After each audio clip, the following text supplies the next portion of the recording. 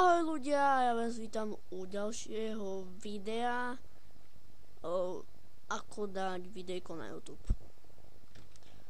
Jeden chalan mi písal, nech to natočím, no tak to natočím. Idem na to.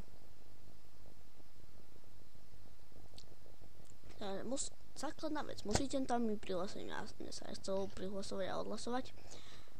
Tak vám iba ukážem, ako sa to dáva, musíte si vytvoriť účet.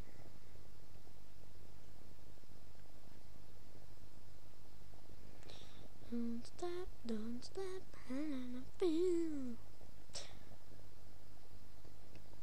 Prepáčte, že tak dlho nebolo video, ale je tu u nás babka, viete, veľkonočné sviatky. Tak to spravím tým jednou. B.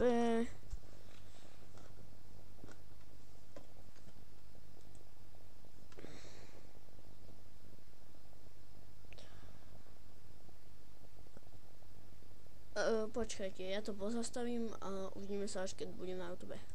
No, takže som späť na YouTube a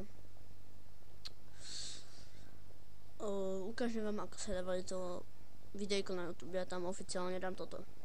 Takže prvá vec. Musíte mať vytvorený účet. Ja mám. Vidíte tu. Ten zvonček sú komentáre. A vlastne tu máte meno napísané, tu máte komentáre a toto je v podstate vaše kanály alebo niečo také. A tu si môžete nastaviť, že hlavný panel alebo také, správce videa, ale to ja ešte neviem, na čo sa používa, to časom prídem na to.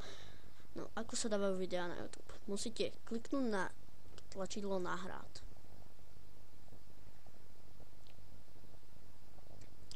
Potom vyberte potom tu máte takú šípku, kliknite na dole.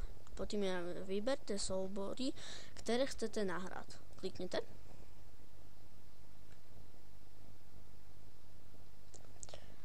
A tu by sa vám mala ukázať vaša zložka, proste otevřít. A môžete si vybrať hociaký dokument. Ja to mám v dokumentoch, Bandicam a vidíte, tu je nejaké video, ale to už tam mám.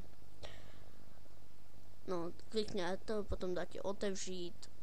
No, bude to otevřít.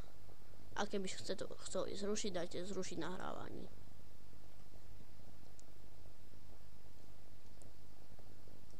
Nahrávanie. A máte zrušené nahrávanie. No, takže dúfam, že som vám pomohol.